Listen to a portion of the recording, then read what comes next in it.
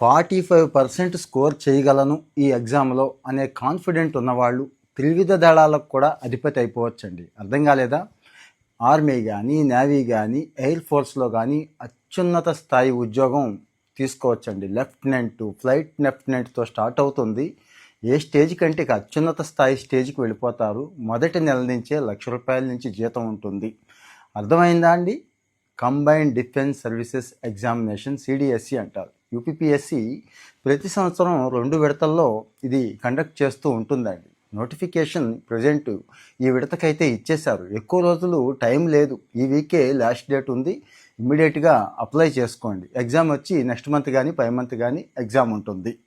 Exam అని ఎందుకు అంటున్నానంటే ఎగ్జామ్కి ఎక్కువ మంది భయపడిపోతున్నారండి. అక్కడ అంత సీన్ ఏమీ లేదు, భయపడిపోవాల్సినంత సీన్.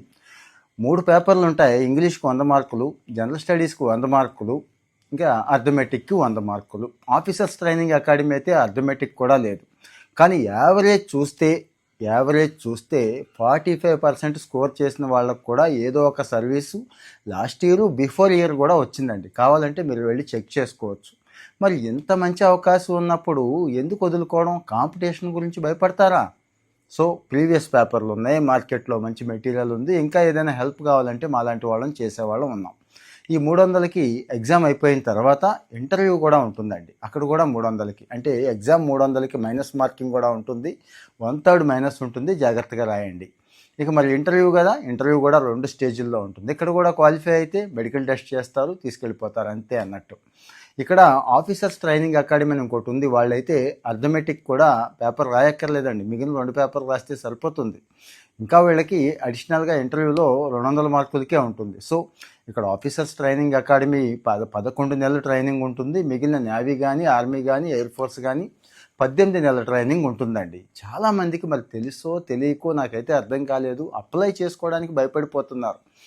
ఆర్మీలో సిపాయి ఉద్యోగం లేకపోతే ఇంకో ఉద్యోగం అంటే ఆలోచించాలి, కానీ అత్యున్నత స్థాయి ఉద్యోగం అండి.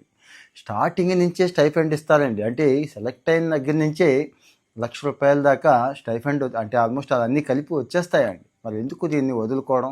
ఇక ఎనీ డిగ్రీ వాళ్ళు ఎలిజిబుల్ ఉన్నారు. ఒక ఎయిర్ ఫోర్స్లో మాత్రం మ్యాథ్స్ ఉండాలి అని చెప్తున్నారు. ఇక మరి ఆ నేవీ ఇక్కడ మాత్రం కాస్త అర్థమెటిక్ పేపర్ అండి ఉంటుంది. అంటే ఇక్కడ బీటెక్ వీళ్ళు ఉన్నారు చూడండి, వాళ్ళు మాత్రం ఎలిజిబిలిటీ ఉంటుంది. సరే, మొత్తం అన్ని వివరాలు నేనైతే ఇక్కడ ఇచ్చేస్తున్నాను. టైం ఎక్కువ లేదు. ఇమీడియట్గా అయితే అప్లై చేసుకోండి. నాకు వస్తుందా రాదా అనేది పక్కన పెడదాం. ముందైతే అప్లై చేసుకోండి. ఇలాంటి మంచి సమాచారం కోసం ఫాలో అవుతూ ఉండండి. ముఖ్యంగా మీ ఫ్రెండ్స్కి కూడా షేర్ చేయండి, మర్చిపోవద్దు. Thank you.